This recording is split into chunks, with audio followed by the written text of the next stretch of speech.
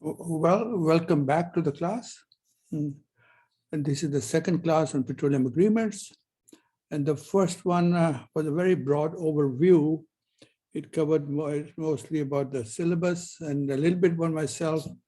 So you get, your mind thinking what is a contract, what is an agreement, what to expect, So it takes a little while for the mind to adjust from your fancy technical equations and all that you're so used to thinking in a totally different way. This is today an exposure to a different style of lecturing by me and learning by you, okay? The subject is agreements. Call them contracts if you like. There is no difference. I gave you an example last time of one agreement type is called PSA, Production Sharing Agreement. It's also called PSC, Production Sharing Contract. Some people like to use the word C, some people like to use the word A. So I could use them interchangeably, and I mean the same thing, either call it A or C, does not matter. So let me give you a very broad expression of where to start, and then very soon, after I finish this early 5 minutes of the conversation, my question would be to you folks, before we start the agreements, is to ask you a question. What is an agreement? That the logical place to start a lecture is first define what is it, and then go from there. My question that I lecture on around the world on this subject, the very first thing is, I lecture all over the world on this, is how did oil get to be created? Oil is in the ground. How did it get to be so much oil in the ground? Where did it come from? I hear all kinds of answers, but generally, the answer generally revolves around, and there was organic matter and it got deposited in the sea. There was some kind of compression, and then over a period of time, and this became oil. Yeah, they call it the organic origin of oil. And so that's generally what I hear. And some people may have some other ideas how oil got to be oil. And I said, well, okay, let me tell you what I think. God put it in the ground. Now, you can laugh about it. God just said, let's have some oil there. So you put it there. So why did I say such a statement which sounds absurd? God put it in the ground. I know it doesn't sound to wake you up. That means Dr. Malik has a very different approach to addressing this question of oil. I've been a professor of geology, by the way. How many years? 1967, that's 3 plus 55 years back. So I should know something about the origin of oil. Yes, I agree. The theory that was put forth by the audience, my audience are not young students, they're all geologists, engineers, and all the other fancy people with legal background, economics and finance, and all kinds of backgrounds, government officials and so on. I agree with them. I was a professor of geology. Yes, it had to do with organic matter. And I normally, before I get to that, I say, well, are you telling me the monkey got to be oil? You're putting monkey in your tank and they laugh. Or an elephant was, not on 4 legs, or it was and became oil. Well, that is just to loosen up the audience. They don't know me. What kind of a professor or teacher am I going to be? Can I enjoy this fellow? This automatically gets them to relax, to relate to me up front. No, it was not that. It's just thinking what is organic matter. It could be plants, it could be animal remains, and so on.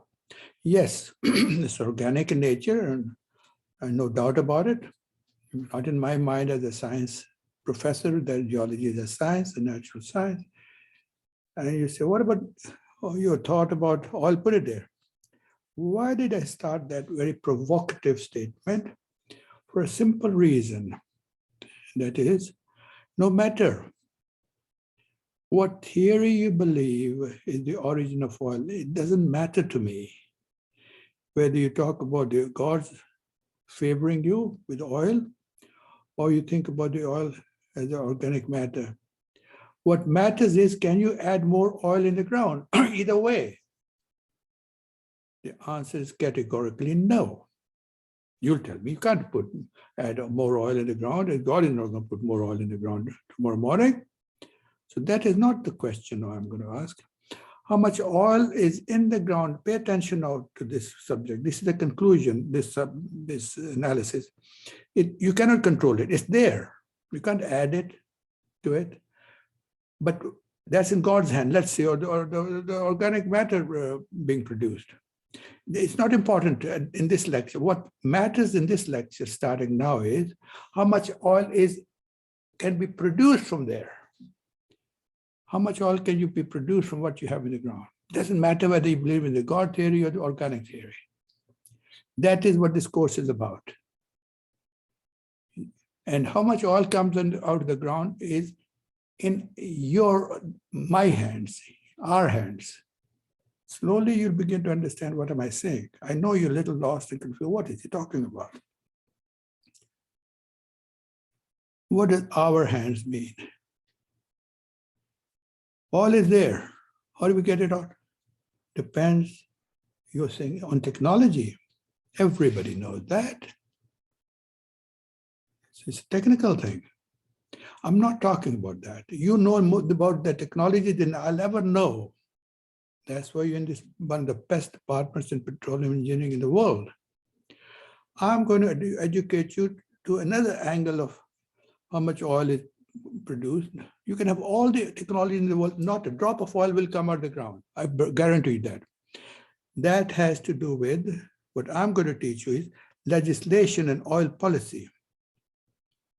What does that mean? That simply means if you develop, you mean the country's officials and legislators, develop the right kind of policy that companies, domestic and global and overseas IOCs, international companies, will come to that country looking at the policy of that country being very nice for oil production and produce the oil,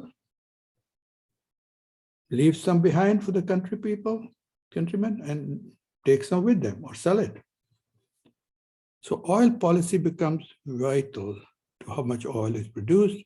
If the oil policy is such that nobody wants to be there, it could be taxes maybe, as an example, and we'll talk about taxes also in this class sometime.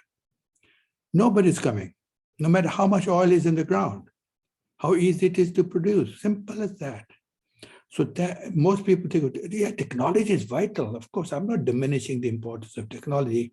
What I'm adding something, I'm not taking out anything. I'm adding something is the oil policy, the legislation. Legislation is regulation. Comes out of the parliament, the Knesset, the Duma, the Congress, whichever country you come from, they have a parliament, okay? So automatically you say, well, that's a different approach. Of course it is, because this is the nature of this class now. Now, let us start with the logical first question before we talk about it for 4 months. What is an agreement? I asked that question and I got all kinds of answers. Regrettably, this is not a forum when we can ask and get answers, ask questions, because this is online.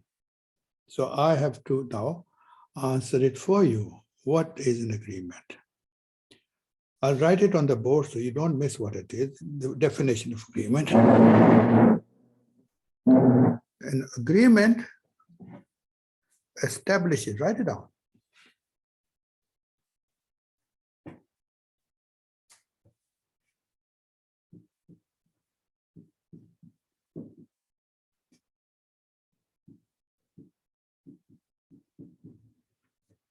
The relationship leave a gap as much as I'm showing you.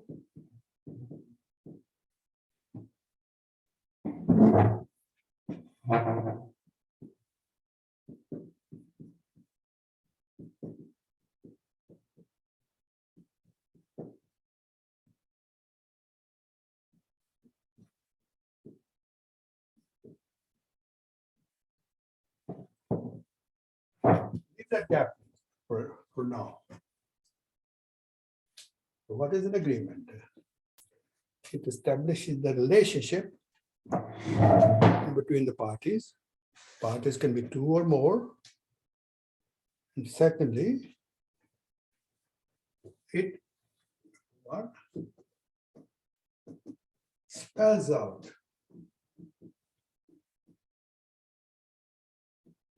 if you don't like the word spells out, let's introduce the word define. Same thing as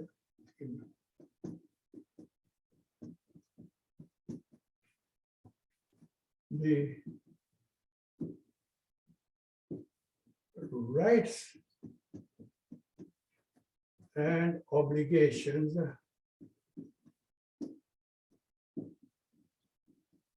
the parties.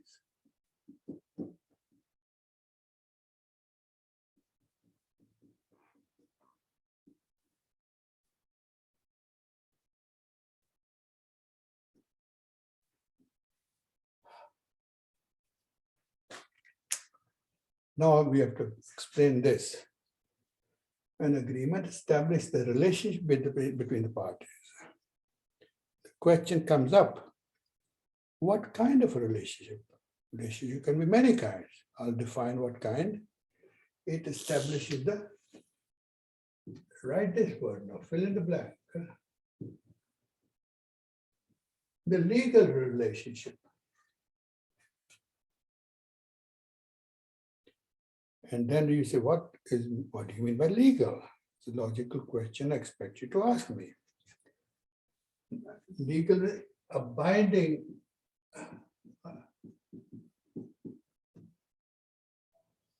relationship, remember please. I'll explain what binding means in a minute. Binding means that's legal. Once you have an agreement and you sign and accept agreement and the other side signs and accept agreement, now that means you two are bound by that agreement. You cannot go home and say, and come back and say, no, last night I had a dream and I've changed my mind and I don't accept that agreement. No, sir, too late. Have a dream last week, not now. Once you've signed it, you're bound, you're tied to that agreement that you've signed. The question can be, does the agreement have to be in writing or can it be without having to be in writing? Again, you can't answer because then I have to answer it. No, strictly speaking, the agreement does not have to be in writing. In other words, if two persons agree to something in verbally, that I will do this, and he says, okay, I'll pay you $5 for doing it, that is an agreement, it becomes binding and you can't change if somebody has been a witness to that conversation between you and the other side. So he can say or she can say, yes, I was there and these people agreed to this. Now that is binding and it does not have to be written. Most, if not all, petroleum agreements are written. The reason is very simple. Because petroleum agreements, the only agreements in our business of oil, cover a long period of time, maybe 20 years. Is there a guarantee you'll have the same job with the same company for 20 years? You might move on to some other place with this other company. Is there a guarantee from the Almighty Creator that you're going to definitely live for 20 more years? People have a heart attack and they die the next day. For these and many other reasons, They're written because if you leave the job or you retire, yes, then there is somebody there in your place to whom the party can say, well, okay, this is what your company agreed to, so you have to live up to it. So you're not really making the agreement with the individual if you're working for a company. You're representing the company, so the agreement supersedes you in that respect. You can leave, but the company, I hope, is still there.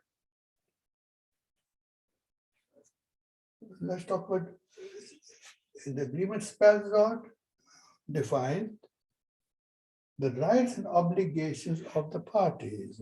Very simple. Obligations means what will you do? What will you do? Will do.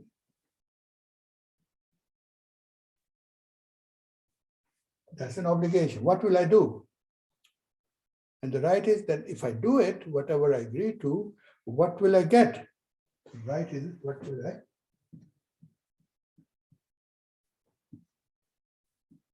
get? Okay. For example, we all, and you will, when you start earning a lot of money, have an obligation to pay taxes, don't you? Or you will, you. Just not because you like the government. No, you're obliged to. The question is, why are you doing it? Because you have a right now. You expect something from the government. What will they do? What will I do? And what doing it? What will I get? I put on the word get for doing it. You pay tax, what do you get? You get roads. You get security from the police and the army and the military. All these become your rights after you paid your taxes. So that is the same thing as you have an agreement with the government. You don't go, Mr. Biden doesn't sign the agreement, but that is implied. You pay taxes, we'll take care of you. No. One word to me, which is the more, or rather two more words that explain what is an agreement. Two words. And when I teach globally, I tell my audiences, as far as I'm concerned, these are the two most important words. And most people don't understand what that means in the real sense. What are they? One, first, an agreement is a marriage. Most of you are not married, you're too young, maybe your parents, I guess, probably are married.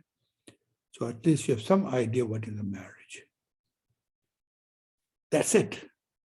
That's the problem. Government and oil company do not trust each other because never got the concept in their mind that now that we are married, we can't just pull each other's legs here. We have to trust each other. The second part is, what makes a marriage work?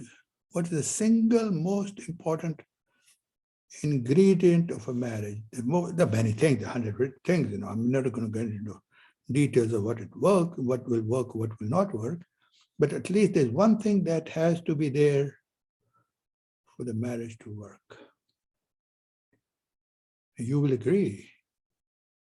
There has to be a trust between the husband and wife. There has to be a trust between the parties. Lecture done, finished. I tell people, I'm here for 1 week to teach this. As far as I'm concerned, if you don't understand this, you're wasting your time. As far as I'm concerned, you've learned enough, you don't need me for the whole week. The rest is all writing a lot of stuff with no meaning. Without these two things, there is no marriage without trust. What happens in real life? And the question, what is the problem then? You always hear about problem between the oil company and the government, because they don't realize it's a marriage and based on trust. So the government looks at the oil company, that the oil company is there to hide something and to be fraud and to steal something from the government in one way or the other. and vice versa. It works both ways. All companies, oh no, the government is acting this way, they must be trying to get to us some way, one way or the other. So that's the whole point, because there's no trust. If there is a trust, that agreement will always work. Remember that. So let's move on and ask you, what do you think is a good agreement? Again, regrettably, I would like everybody to answer this question, and that's the way I teach. You know, and have an exchange of ideas and thoughts and discussions. Here I have to go on and on and on. In fact, my 2-hour lecture overseas, I teach in 6 hours. This course is taught in 1 week of 5 days, 8 to 5 o'clock, 8 hours, because there's a lot of exchange there. You walk, you tell a joke, you ask questions, you learn from the guys. Here we can't do that. So when I say I'm teaching a 2-hour class, you're really getting a 6-hour lecture from me, which in other situations. And again, the audiences I've been talking about. So don't just think it's 2 hours. No, it's much, much, much, much more than 2 hours. The intensity, the fatigue for me, the tiredness is the equivalent not of a 2-hour, but of a 6-hour lecture. The brain is 100% and more functioning. Okay. Now, having said that, the question is, what do you think, or in your mind, is a good agreement? Again, can't ask. I can ask, but I can't get an answer because you're not in front of me. I'll have to repeat it again. So I have to ask and then think what your answer might be. So I have to answer it myself. Funny way to teach, right? A good agreement is one that has got both sides happy, both the government and the company. Don't want to have loser and a winner in any agreement. You want both sides to win, government and the company. So let's see, how can we do that? I'm going to teach you how to do it, how to make everybody a winner. That would be in the part 3 of this course. Remember I said there are 4 parts to this course? In the part 3, the very start of part 3, we're going to talk about how do you make everybody a winner? You learn it. Because so far, most people talk about winners and losers, and I don't believe in it because that agreement will not work. In a marriage, you don't have one winner and a loser. You're working toward trust and with fairness, that both sides are happy. So that is the question. To me, ideally, I would like to see an agreement that once you've written it,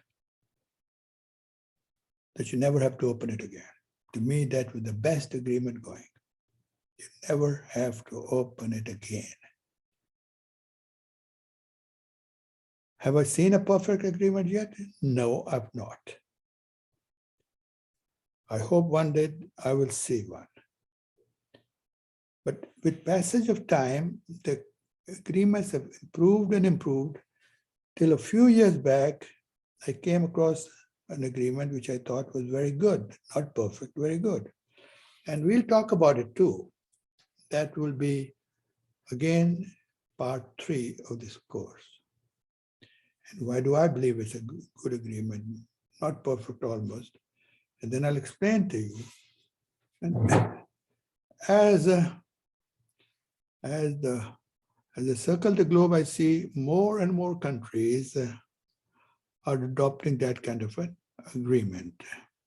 That be a secret towards the part, I think it'll be there after the spring break probably.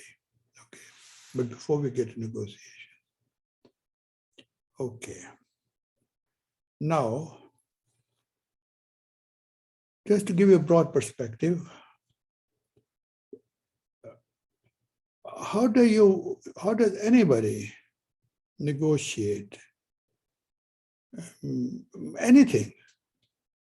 I'm living it so wide open for discussion. Let us say there are two sides. The government, in this case, let's focus on the oil agreement, and the oil company. You go to a room to start negotiating. Where do you begin? How do you prepare? Logically, what will you start with? First of all, before you go to the room to negotiate, you must know what is your objective. Whether you're government or an oil company, it does not matter. You have to list and understand why are you there and what do you want. Both sides have to have that clear in their mind. How can you negotiate unless you know what you want? Unless you know what you want, you can't negotiate in vacuum. So let's then talk about the objectives of the government. What is the government's objective to bring companies to look for oil? Let's make a list of those as I write it on the board.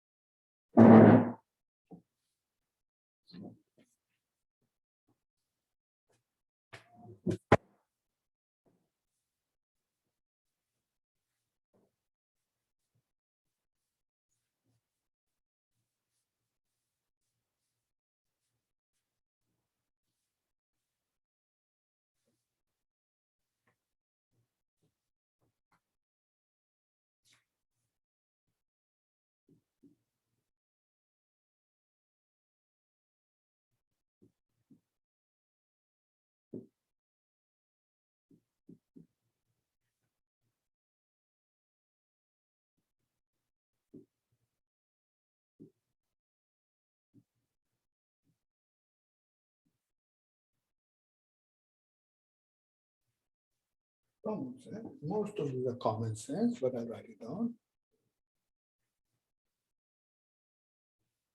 The objectives of the government are to maximize the development of oil and gas.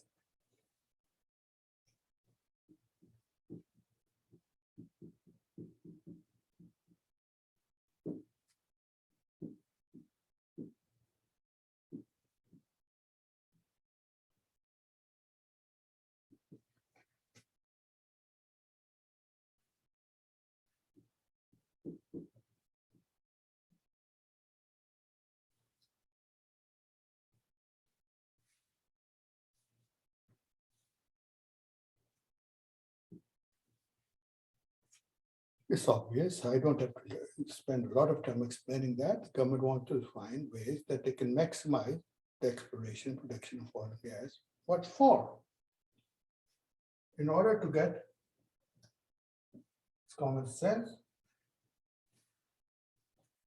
more revenue.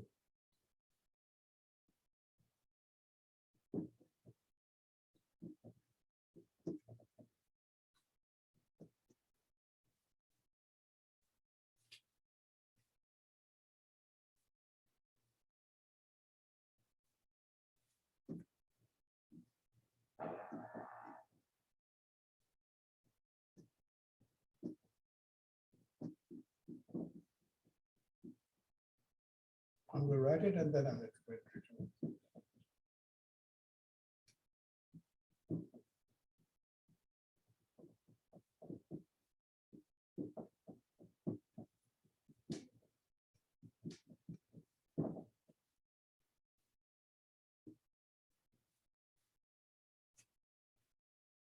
Maximize revenue. So one has to be careful. If the government gets greedy and want to maximize revenues, what's going to happen? That means less revenues coming to the company. What's going to happen? Then nobody's coming. Simple as that. So there has to be a balance. How much is acceptable or not acceptable, keeping that it's a marriage, remember? And again, to encourage exploration activity and to regulate the pace of exploration. Government wants to encourage that. Then no to, can the government put more oil in the ground to encourage companies to come? No, we've talked about it. There's only one way. Government has only one way, single way to encourage exploration. Only through incentives. And one of the most important incentives is taxes.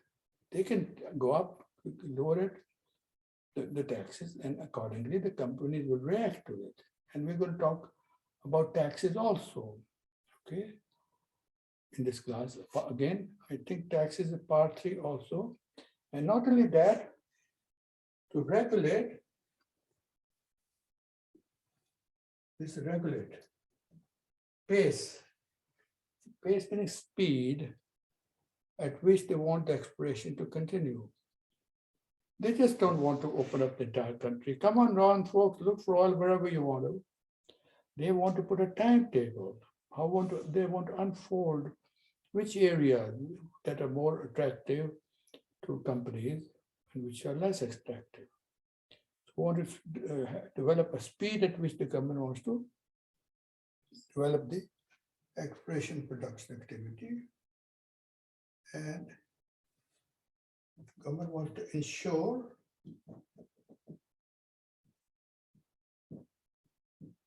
the supply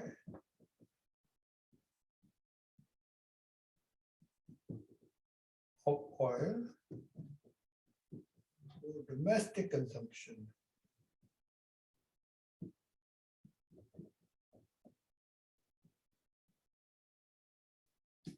Obvious. You don't have to stress on this so that they can, or you want to also influence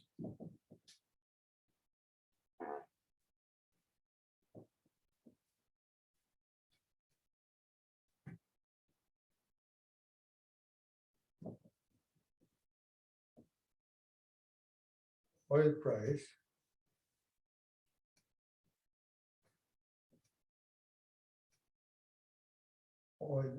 sorry.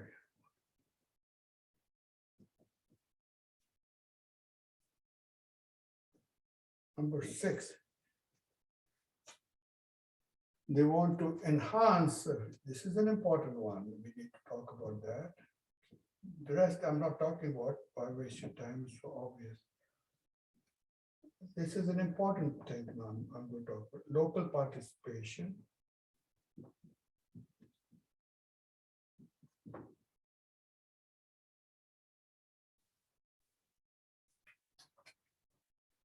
In employment.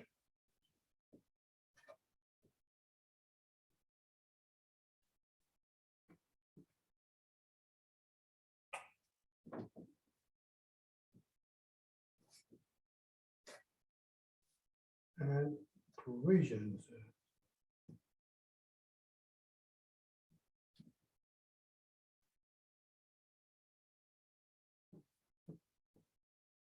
Called local content, important thing.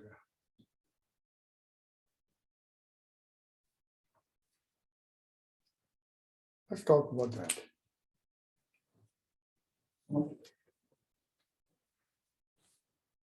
Sometimes things I don't want to spend time and for no reason, why waste it. Some need explaining. This is one of them, I think, that needs explaining. What does it say? Enhance the local participation in employment of provisions, and that's called local content. What does that mean? 2 things. The government wants what? Its own people. If you're in Nigeria, they want the Nigerian people to get employment. So in the agreement, they will say to the oil companies coming from overseas that we want you to employ our local folks so that one day we can take over ourselves, and there's nothing wrong with that. And not only you employ them, but also that you will be looking for something for provisions. Provision would mean, or services, like if you're hiring a consultant, make sure you hire a local consultant. If you're looking for some drilling mud and we have it in the country available, then use a local supplier, okay, and so on. These are provisions, material provisions. So they want to use the oil industry. I'll write it down. And by the way, this in the contract is referred to as a local content. You can see at the bottom word, local content. So if you see a word local content in agreement, this is what they're talking about. The government wants to use the oil industry as an industrial engine. Please write that down. The government wants to use the oil industry as an industrial engine.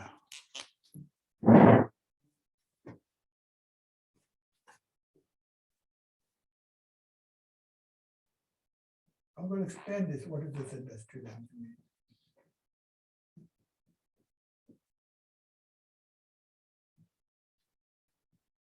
By creating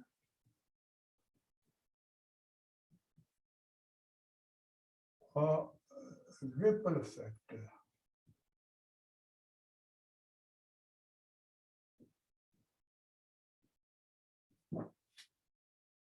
In the economy. I'll explain what is all this mean. So number 6 and 7 are connected.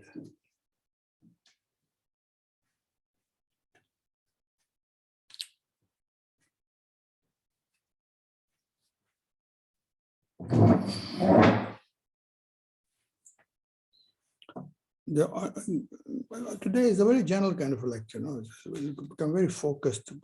Maybe later today or definitely next round. So the question is, the government wants to enhance local participation in employment and provision called local content.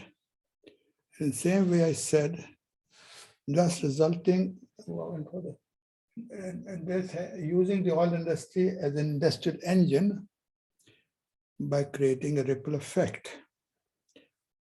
Let's talk about what is an industrial engine and what's a ripple effect. Simple. Ripple effect is an economics term. In your countries, or every country, we have railroads, trains. Sometimes in America, we call railroads, overseas the same is called railways, same thing.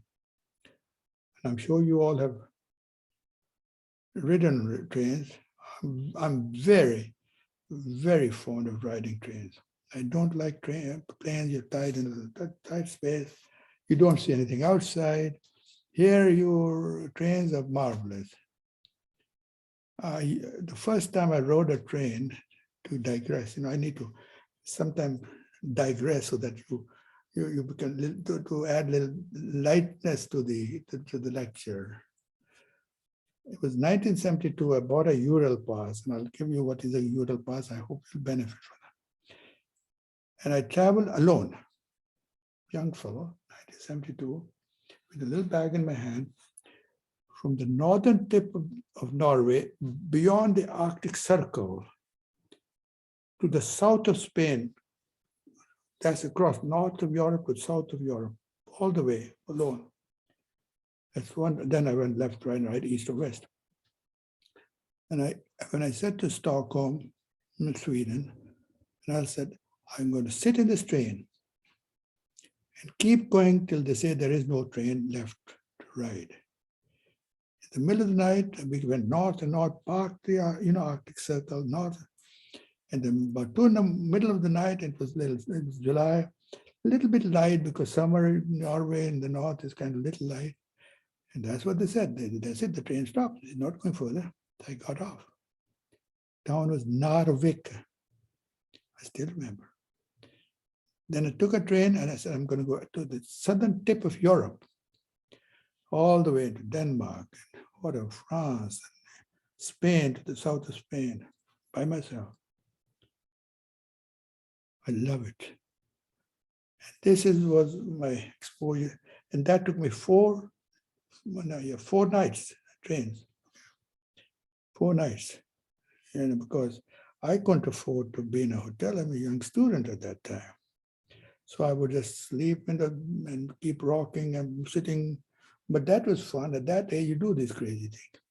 Subsequently, for many years, I used to take all my family on trips to Europe and ride the trains. Let me give you a little hint how you can do it, because trains otherwise are very expensive. There's something called a Eurail pass, EURAIL. That's what you always bought. Only foreigners that are not from Europe are allowed to buy it. So once you buy it, the first time in 72, I bought it, first class ticket for $125. That was 50 years ago. And that entitled me to travel first class for 3 weeks, wherever in Europe I wanted to go, free after that. And I bought that. So you think I'm going to sit at home and just let that opportunity slip away when I already paid? No, I want to spend every minute on the train. I'd already paid for it, no extra charges. So, but if you're from France or Italy or something, you're not allowed. That is to promote tourism for people from outside of Europe. Okay, so take advantage of that. That's a fun thing to travel. So as I said, back to the story of industrial engine. Where do you see the engine in a train? Always in the front. Yes. Why in the front? Because the engine, what does it do? It pulls the wagons, the wagons behind, it's pulling them with it. Same thing the government wants to use the oil industry as an industrial engine. In other words, they want the oil industry to pull the economy of the whole nation with it, like the wagons on the train, by creating what is called a ripple effect. What is a ripple effect? Simple observation. Ripple effect. Simple. You ever been to a lake? As an example, most of us have been to a lake. What is there to do on a lake? I don't just keep looking at the water. You're on a picnic with some of the friends. Enough of talking, we are at the lake, let's do something. So typically what happens? One fellow picks up a stone, throws it in the water, and it creates ripple. Remember, ripple, ripple, ripple. And he challenges the other fellows. Hey, Johnny, come here, throw the stone. Let's use stone creates how far it goes and how many ripples does that create. So what the stone is creating a ripple in the surface of the lake. The same way, the government wants to use the oil industry and as an engine to cause that effect that it will have employment, local participation through goods and services that have to engage. So that's what it means, create a ripple effect. A very important aspect, extremely important these days, super important now. In the past, government didn't care very much about, because the agreements have changed over the years. Some of the things have been added to the agreement that did not take place in the past. I'll tell you what it is and then write it in a second. The government is very anxious now to see the transfer of technology by the IOCs, the international and international companies, to the local people. Technology is not referring only to engineering technology. To me, it's a generic word meaning knowledge. The government wants the the knowledge to move, flow, transfer from what? From the IOCs on to the local people of Nigeria for a good reason, because they wanted them to learn and then take care of their own business at home. That has become very important in new agreements, okay? I'll get up one time, and so I don't have to go back. They also want to reduce imports, in this case of oil. If they're going to produce it themselves at home, they will reduce the imports, okay? And in the process of exploring more oil,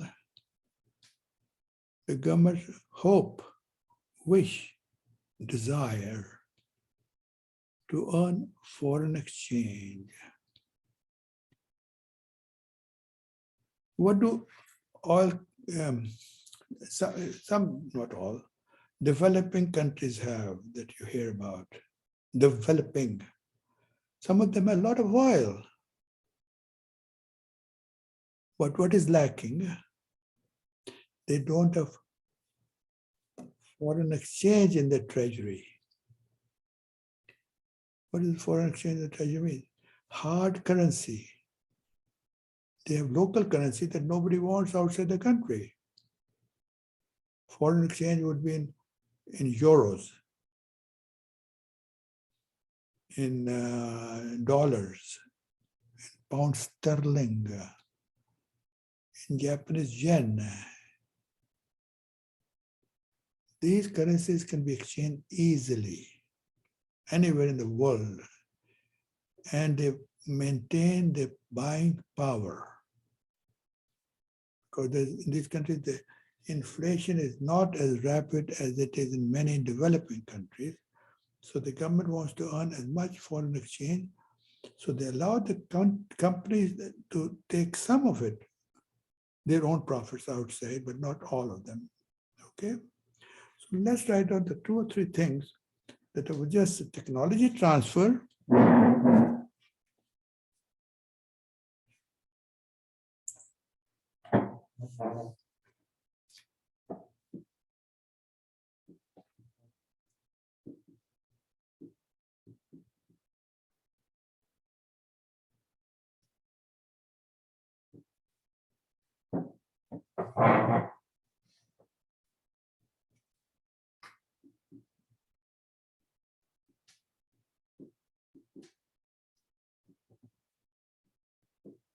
someone wants to earn foreign exchange.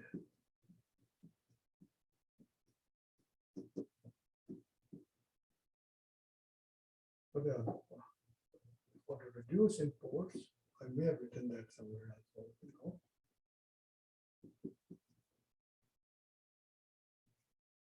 I want to make sure I didn't write it before.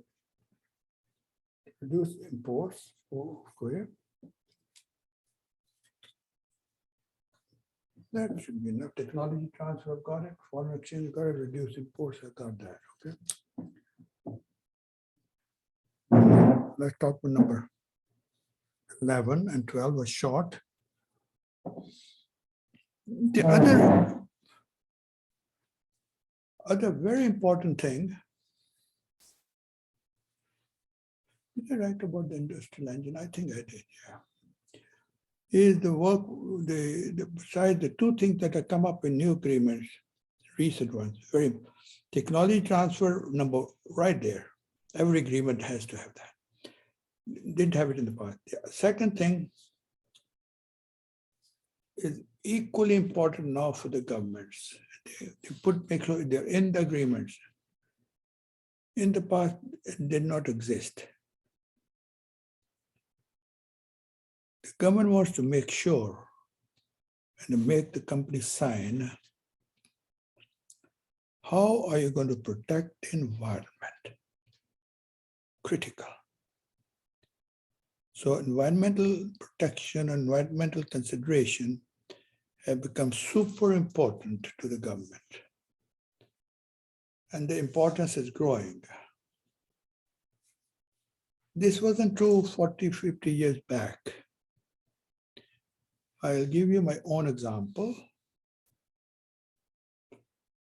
Back in 1972, in fact, the same year I was traveling around Europe, I was in Geneva for a conference in July. The conference was on the environment. That's 50 years back, July.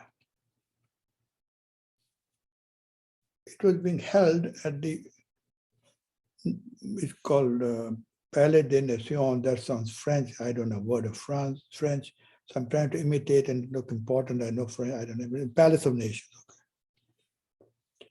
That's the European headquarters of the United Nations. So I was there at that conference.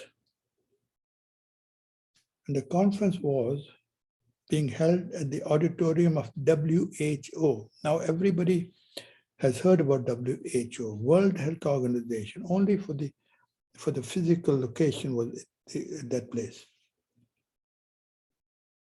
And the subject of the negotiation was,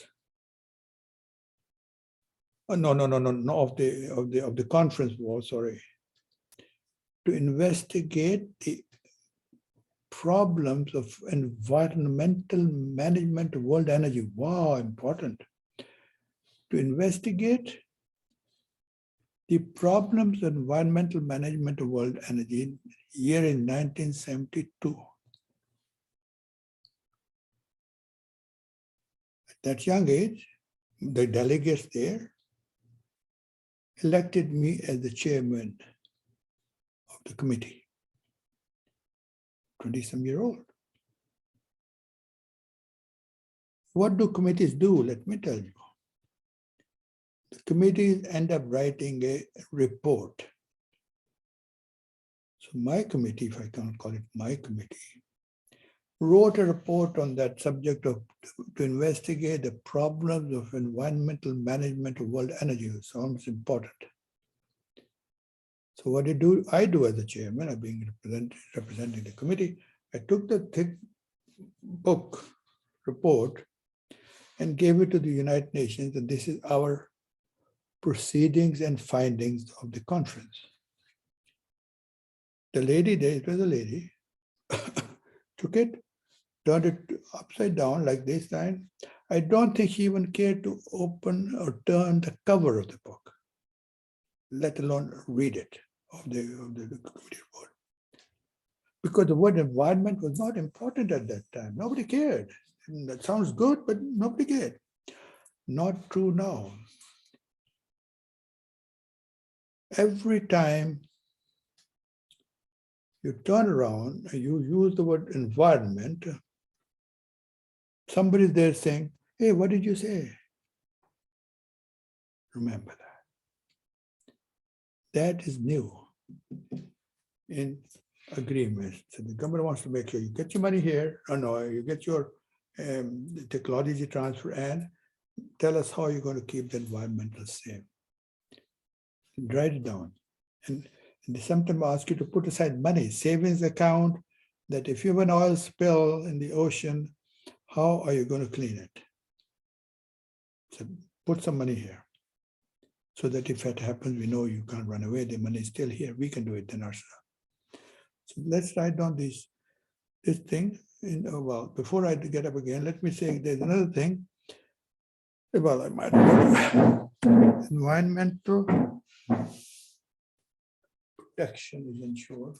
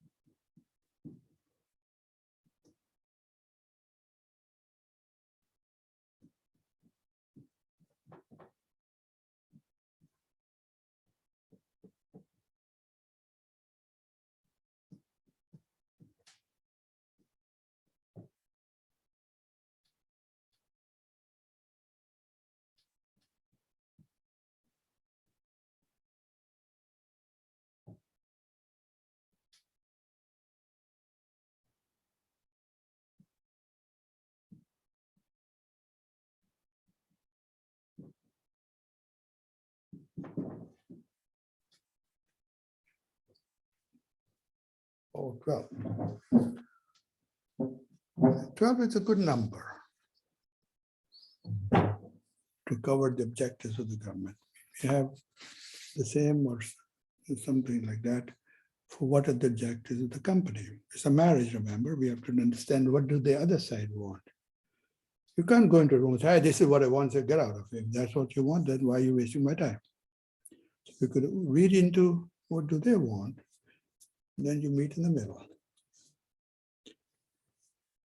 Enhance, no, ensure, ensure that work programs, ensure, yeah, you got it. Ensure, to make sure, make certain that work programs are being carried out. Now, I have to define work program. Remember I said, we're going to talk about the first lecture, definition of terms and explaining concepts.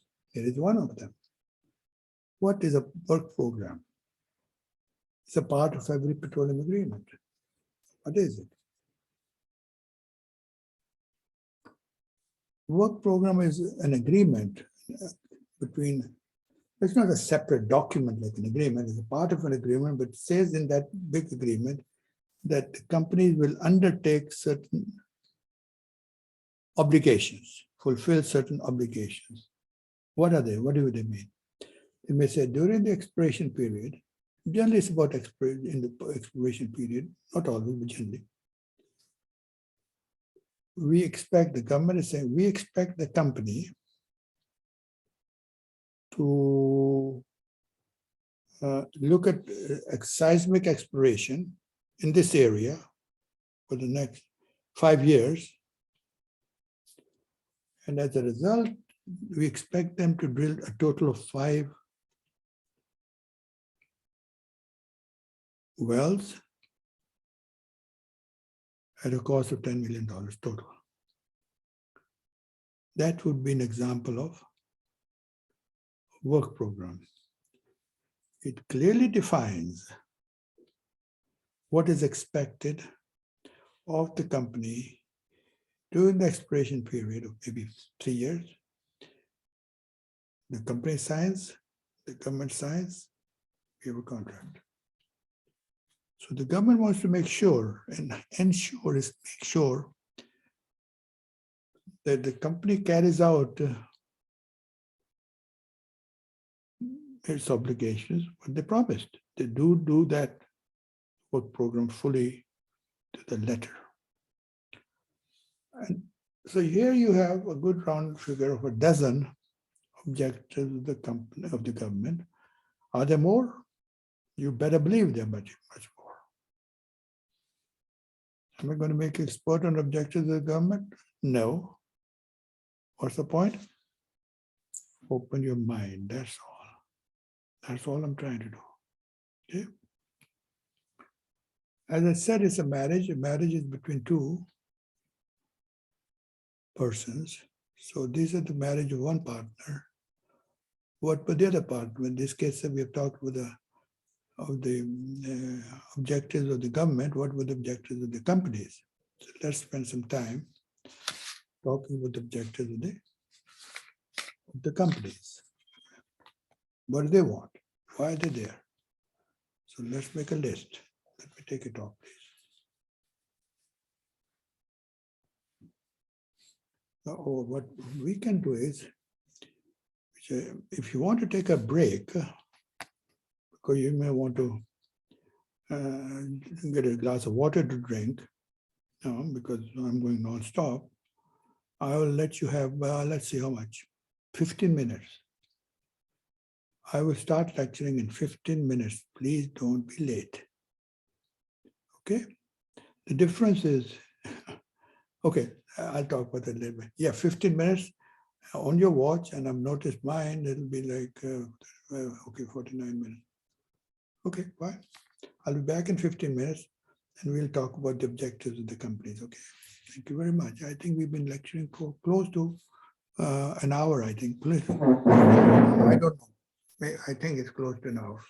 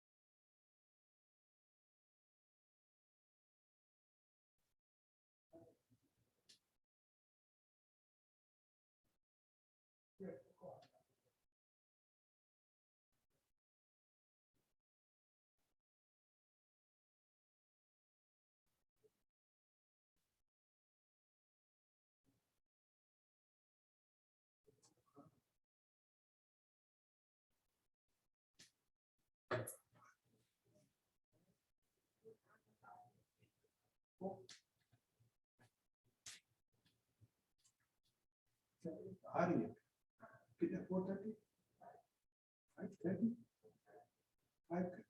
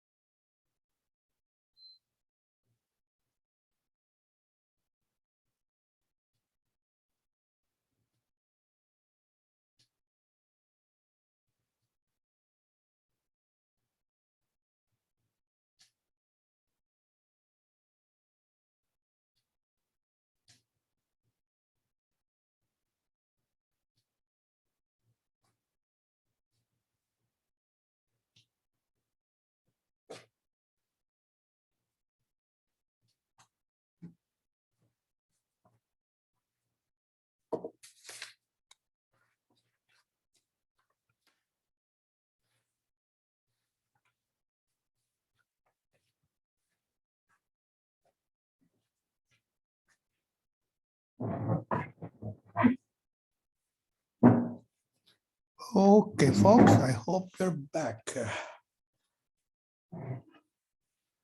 All right, it's right on the dot. We're on time. Let us begin. Between my lecturing and your listening, there's a big difference. And that is, when I'm lecturing, I'm going on and on and on and on. But with you folks, you can take a break whenever you want to. You can put it on pause after 20 minutes of my lecture, go home and maybe come back the next day or go have a cup of coffee or do something else and then turn it on. So you can have one lecture of 2 hours split into 4 half-an-hour lectures each. And so that's a different story. This is another one where I go almost non-stop for quite a while. Sometimes I don't even take the break. Sometimes I do, depending on the nature of the course, of the lecture. So now let us move on to the next subject, the objectives of the oil companies. Why are they there? The obvious ones, but some of them need explaining, which I will when the time arises. So let's slide on.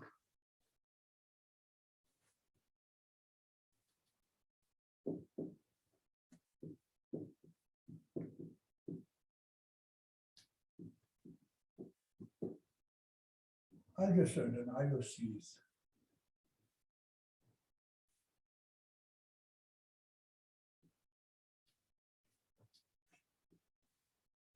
What are the objectives of the IOCs? They're very obvious. What kind of a country will they go to? No, obviously, I don't have to say much, where they can find oil. I would have to explain.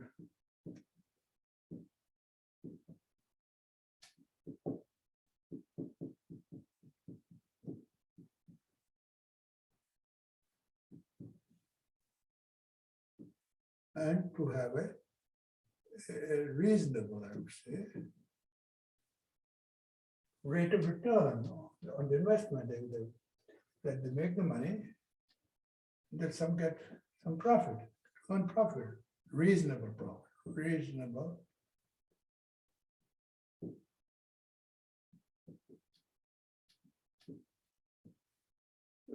rate of return to keep who happy? The owners. Who are the owners? The owners of the company are the shareholders. That's the ones they have to keep happy. Make sure that the shareholders of the company are happy. Okay, otherwise they'll do their job. And the third one is the political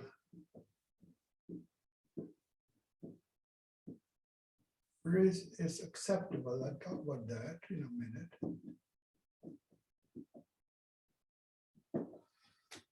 What do we mean by political risk is acceptable? Is the question.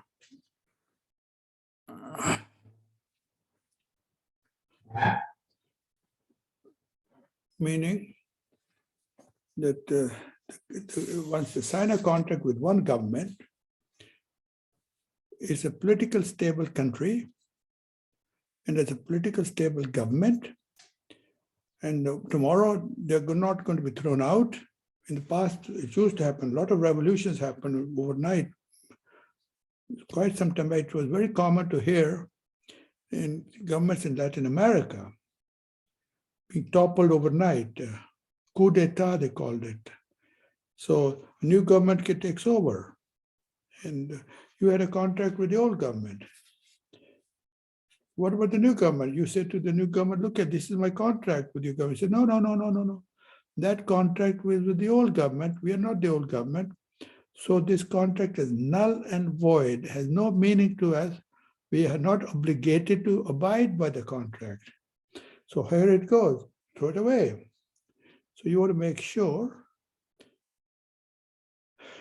the company picks a government or the country that has a stable government, that the contract will be honored for a period of time before the government gets thrown out. Okay. Now, certainly, the company would like to go to a country which has appropriate fiscal terms.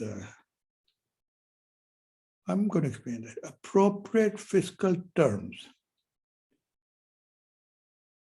Fiscal is taxes. Are the taxes reasonable? Can we live with it? Taxes vary a great deal from one nation to another. These days, there's a tremendous amount of competition between governments to attract companies to come to their country, much more than before. The governments have to compete with each other to attract foreigners to come there, oil companies. I'll tell you why now more than before. That the competition to attract oil companies is far greater now. Is because of geopolitical changes globally. You say, what do you mean by geopolitical changes? Simple example. You're familiar with the USSR, I hope, from your history book. You're too young to remember, or you're too young, you were not even born back in 1990, most of you. Before then, there was a country called USSR. Union of Soviet Republics,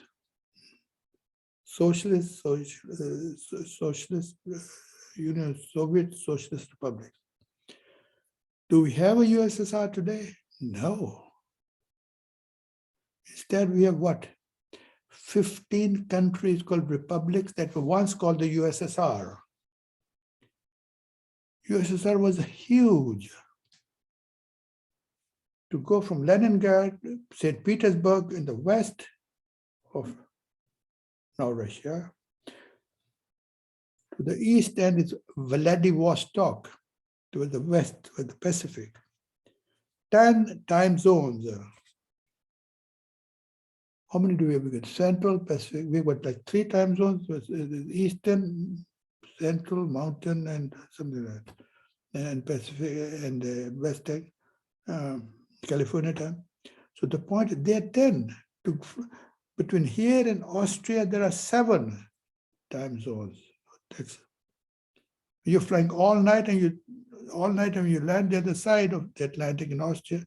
You only covered 7 time zones. There is 10 time zones. It gives you an idea how vast is that continent. I don't consider the country. It's a continent called USSR, now Russia. And out of this, there have been carved, what? 15 new nations. One of them is Kazakhstan. Most students, and most people anyway, have ever heard about Kazakhstan, except last week when there was a big problem happening in Kazakhstan. Before that, nobody ever heard about it. I have been going to Kazakhstan every year for many years, so I know a lot about Kazakhstan. The oil minister has been my student in this very course. Now, why do I have to talk about Kazakhstan? For a simple reason. It's a big country with lots of oil. What's a big country is that of question. You know Western Europe? Norway, Sweden, Denmark, Holland, France, Belgium, Spain, Italy, Austria. All these countries make up what used to be Western Europe. There's no Western, Eastern now. If you take all of Western Europe countries together, they together are less smaller than the land area of Kazakhstan. Can you imagine how big is that country? All of Europe, all of Spain, add up all of these, Portugal and Greece. A great deal of oil. Producing a lot of oil and very good reserves still to produce. Most of the oil companies these days that are very like Chevron and Exxon, Shell and BP, they're all there in the Caspian Sea looking for oil. That's in the area of the Central Asia and Kazakhstan. So the world, because of geopolitical changes in 1990, the breakup of the Soviet Union has opened up to many new countries. Vietnam opened up. Previously, we were bombarded, we were throwing bombs on Vietnam. Now we're doing business with Vietnam and oil and gas. And many, many other countries. So what happened? Geopolitical change? All these countries want for oil companies to come and look for oil there, all of them. So there's only one way I said they can attract oil. There's no two ways. You can't put oil in the ground, folks. It's to tax incentives. You can change your legislation, lower the taxes, give them incentives, they'll come. So in the past, if you were working in Angola, and the government of Angola, you being the IOC, didn't behave nicely, you said, oh, I'm sorry, I'm stuck here. There's no place to go. Not anymore. Somewhere, just an example, I hope there's no Angolan getting offended. I'm not talking about it. Just as an example, I could have named any country. It could have been Zimbabwe or Congo or some other place. Now what? Now, if Angolan government is not nice, and I've lectured to them too.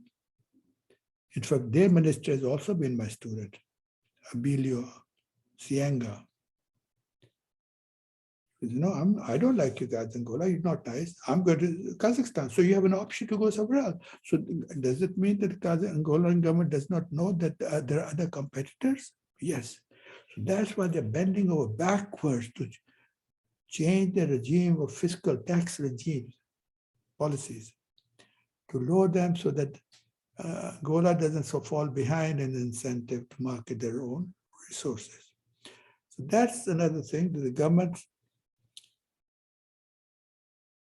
are looking for countries that are helping with tax benefits, okay?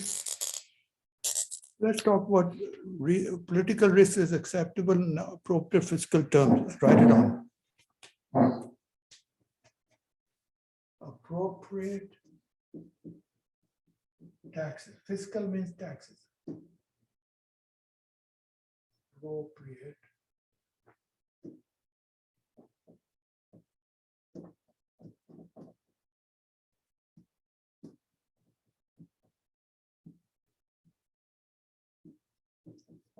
The companies want to go to a country that is legal framework firmly based. Legal framework, the law of the land is firmly based, has been tested. The law of the land has been tested, firmly based. What does that mean, tested?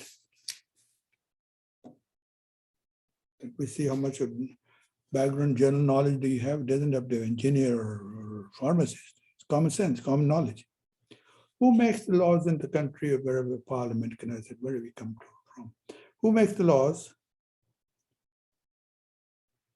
Who implements the laws?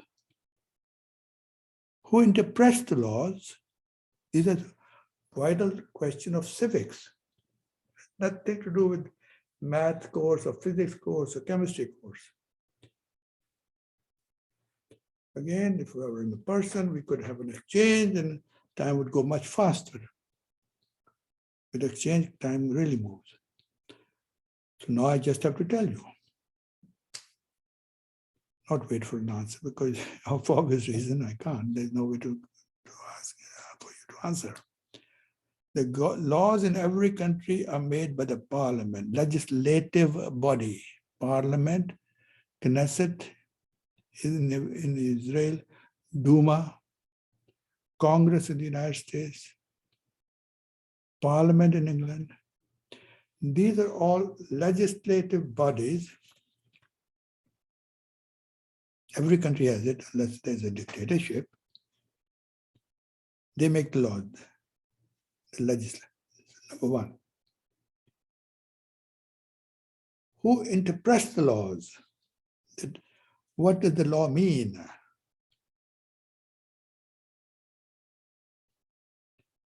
The parliament has made the law, but somebody has to make sure the law is implemented and interpreted. The interpretation of the law is done by the judges, the jurists, the judicial system. This is when the law was made, this is what was intended. As judges, we render judgment based on our interpretation of the law. So the law has been tested. This was the law. It has been tested because a certain case litigation took place before the judges, and from there came out a judgment, and now the law has been interpreted. That is what we call them case law. Then my case came before the judges and they rendered the judgment, and that became a case, legal case. So in the future, the lawyers look at the case. If you ever been to the law offices of an attorney, you see a lot of books in the back of the walls. The legal cases in the past that have been used for legal arguments. So what happened? So the person who's defending me, he'll take an old legal case from one of the books and goes before the new judge and said, Mr. Judge, in the past, the old judge, this is how they interpreted the law. According to their interpretation, this fellow, Dr. Malik, should be let go. So the law has been tested, interpreted. Now, why do we have to make sure that we want to go to a country where it is not just the law, well, it has been also tested. So we can use that test to prove my case. Who implements the law? Not the judges. There's a judge sitting there with a black robe. How can he implement the law? That's the administrative branch, the police. They administer this. They said, we'll put you in jail if you don't listen to the judge or don't follow the law. So three branches.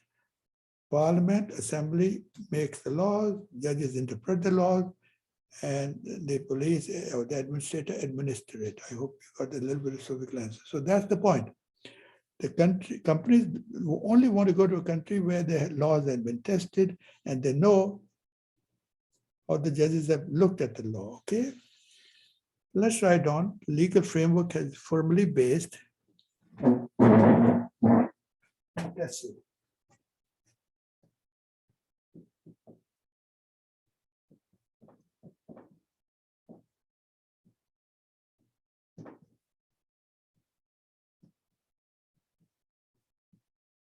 I just write down tested.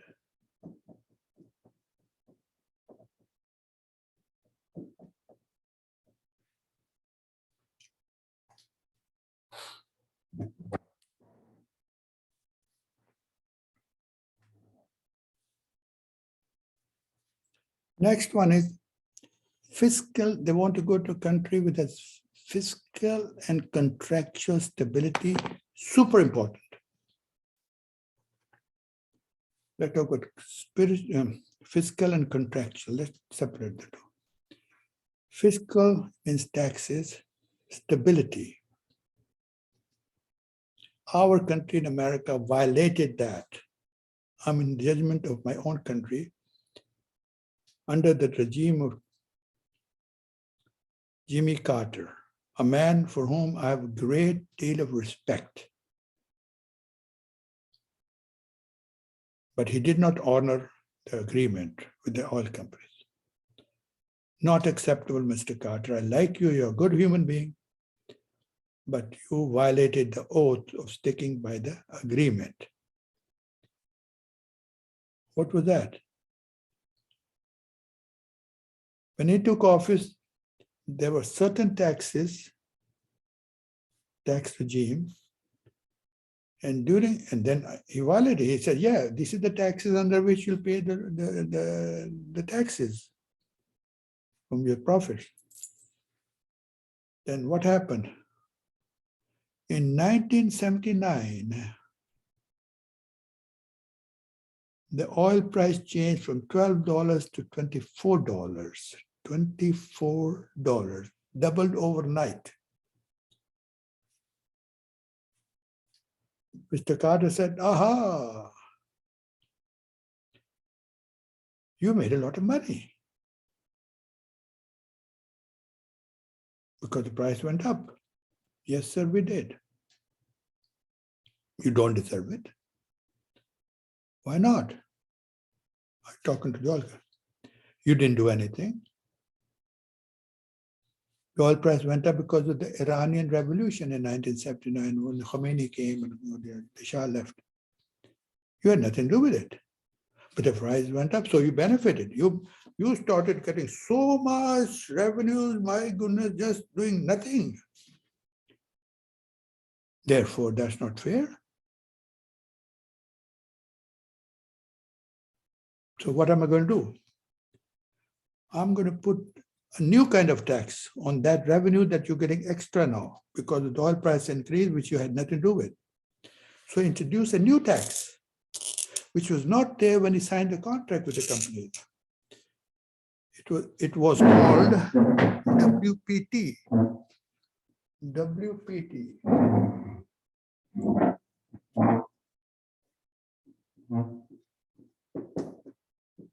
Wind, fall,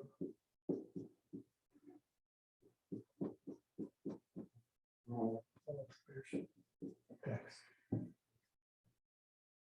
This is new one, newly added. How can you do it, Mr. Carter? You can't. In the next agreement, you can do it because it's a new agreement. You don't change the agreement once you've shaken my hand. What is a windfall profits tax? Windfall, what is an English word? Look it up in Google dictionary. Windfall means God is smiling. It is windfall from the heavens.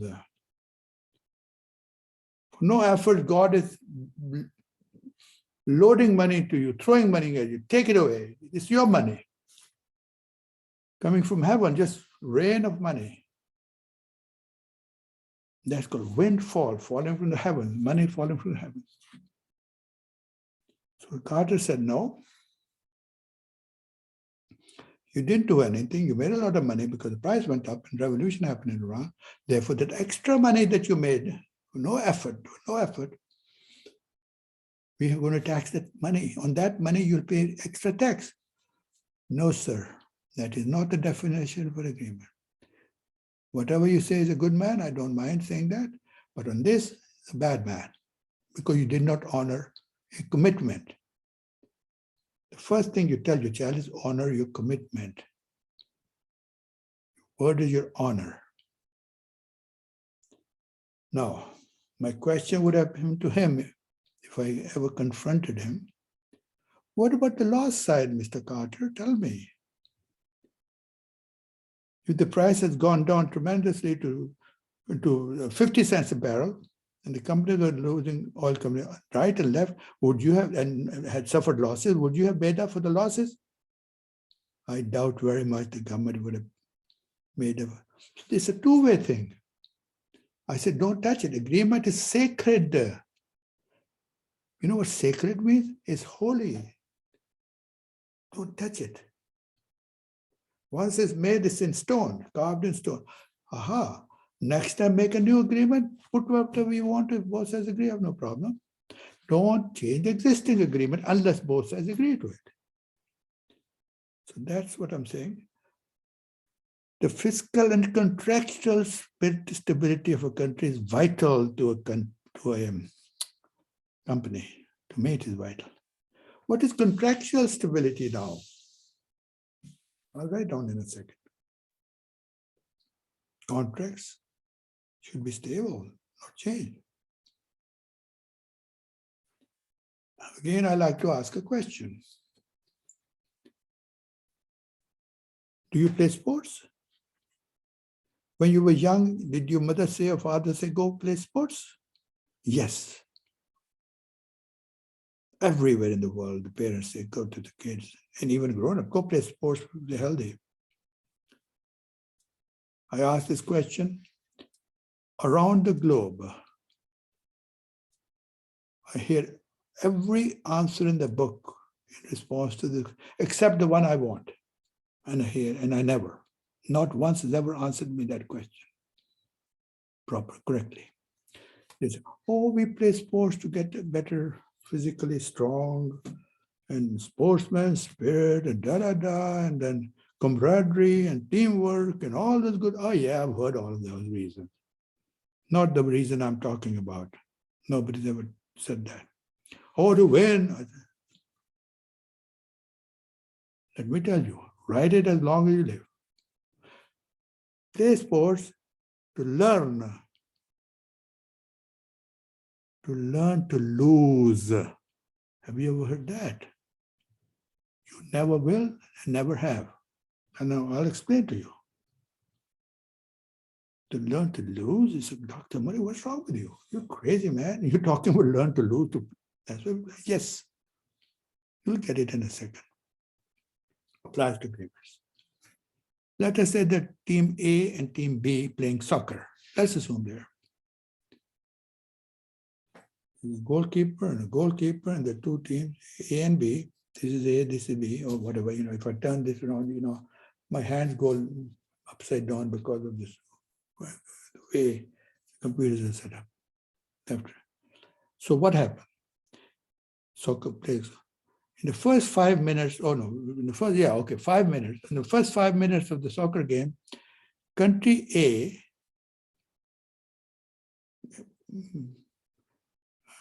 hits 20 goals against company B.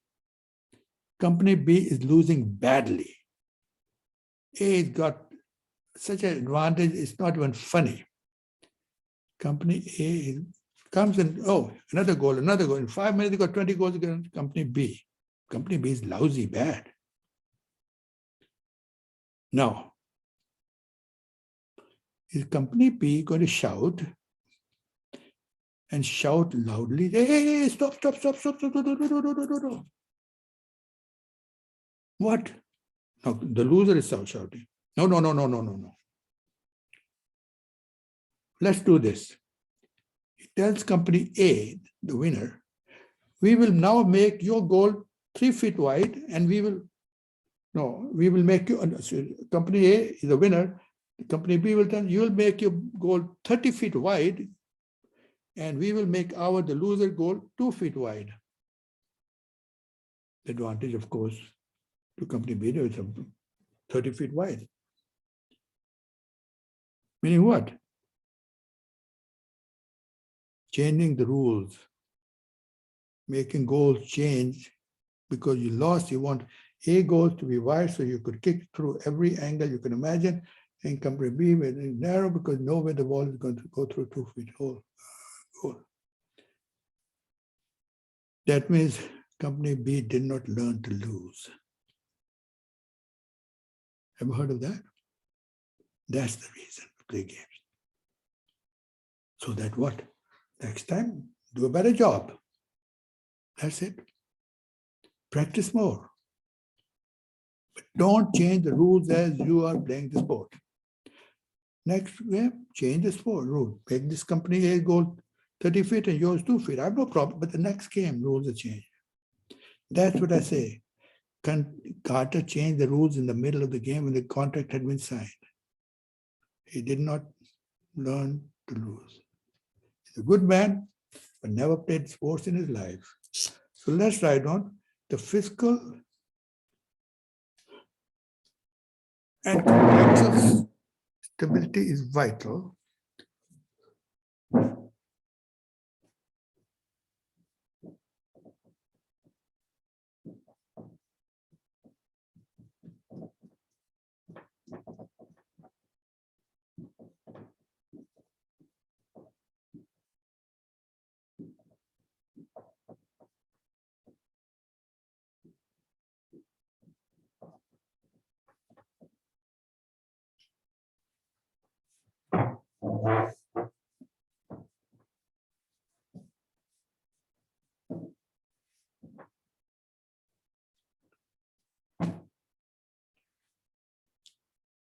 So what is the message? It's very clear. I'll let you get on the side so you can write it on.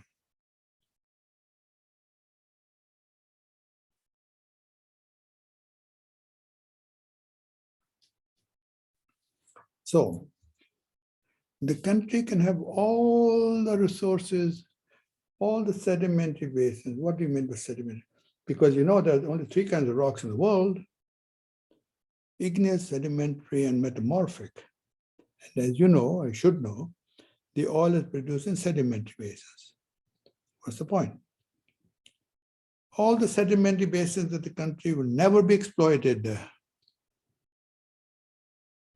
unless they meet these conditions I'm laying down and the objectives of the company.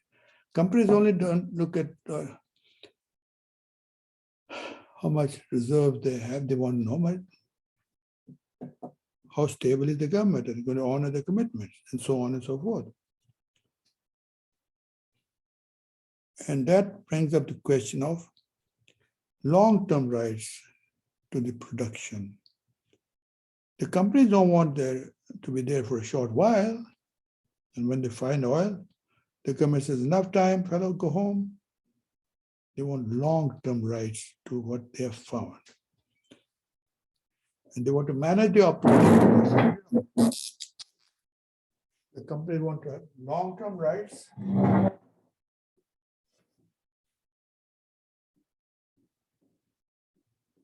They want to manage operations.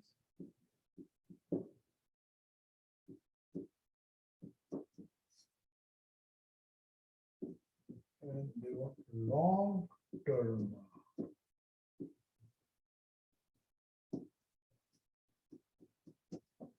They want long-term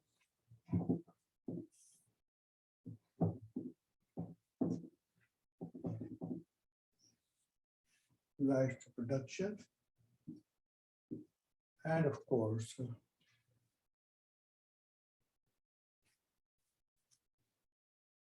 they want repatriation of profits.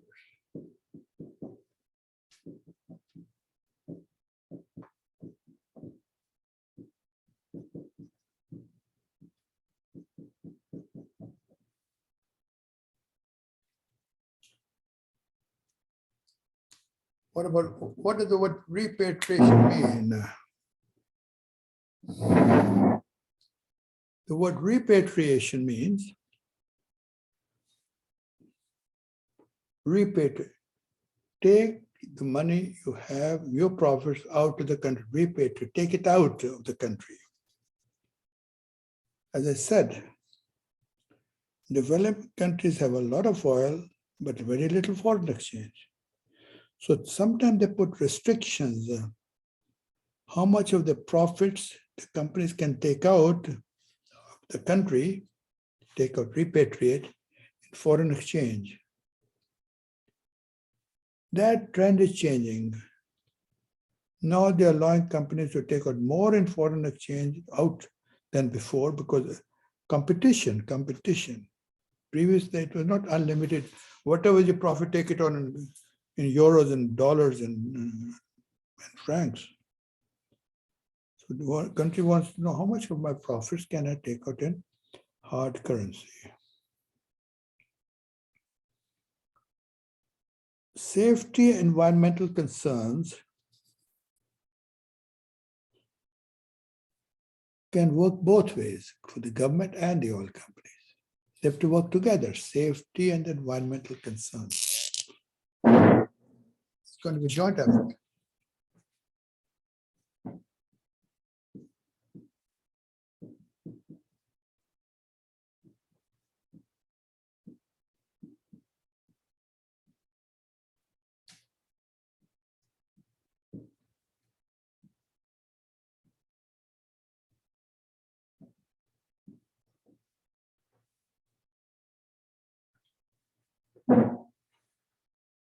Environmental concerns, very important for government and the company.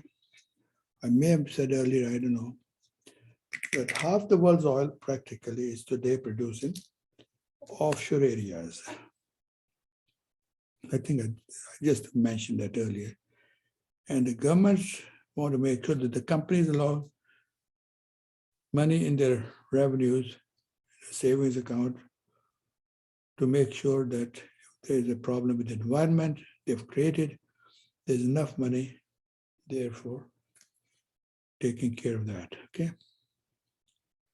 So that's double digit, that's 10 objectives the company. Will there be more? You better believe it. Do we have the time to get into the details? Hardly. Typically, as I said earlier, maybe that I must have, maybe the other class, that this is taught by me over 4 months, 8-hour lectures. Well, no, sorry, 4 hours here, but 4 months in the university as a semester thing with breaks and all. But overseas, it's 8-hour lectures for 2 weeks. So I'm trying to, to have a different style. So having said that, I'm looking at my notes, what to do next. I've not started part 1. Next time I will. Part 1 is yet to start. Today I was really opening up a little bit of, throwing terminology, adding a little bit here and there, getting to you to start thinking in terms of non-technical, non-engineering, non-formula related lectures. So next time will be part 1, which I said the course is 4 parts, is defining terms. Don't miss that, because that is the language of agreements. Vital. That's the same as PVT, pressure, volume, temperature. That's the language of petroleum engineer, reservoir engineer, right? So the same way, every profession has a language of its own, and that's where we will start next time. For example, I'm looking at it. I can start now. I've already got to know logically, what do we mean by a license? Well, that company had a license to do this, or when we say license, what does it really mean? I'm looking at, what does the word mean? Discovery well. Oh, they discovered oil. What does that mean? Then there's another one I'm looking at, equity crude. What's equity crude? What is government? So these are all the words that we're going to start with next time. I only gave you one today, I think, was a work program. That's all, where the company accepts the obligation to perform certain amount of work, generally during the exploration phase. That's the work. And it's essentially a part of most agreements, work program. Having said that, and I think you folks might be tired too, have a good evening, good afternoon, good morning, wherever you are, whatever time you're watching this lecture. I wish you the very best. Please be safe. Forget the Omicron business. They're saying it's getting less and less. No. I'm looking at every time I turn a corner, there is an Omicron waiting for me. Thank God I'm still safe. And the nice thing about here versus the lecturing in person, thank God, looking for some nice positive thing about today, that I don't have to wear a mask, and you don't have to wear a mask either. So that's the way I look at the positive thing. One day this, God willing, Omicron will be over, and we'll look at in the rear view mirror, say, there it goes, not to worry about it, okay. I'll try again, maybe next to make the lecture a little more interesting and more relevant and more focused, and that's just a start, okay. And have a good evening and so on, and catch you next time. Be good and stay out of trouble, okay. Thank you very much.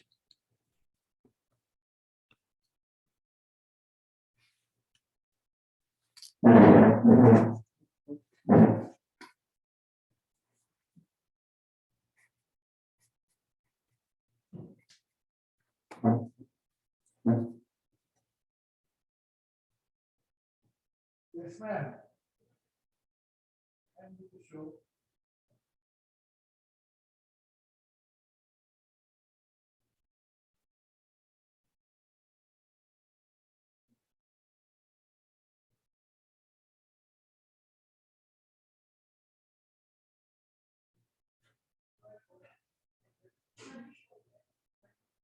Yeah, I know.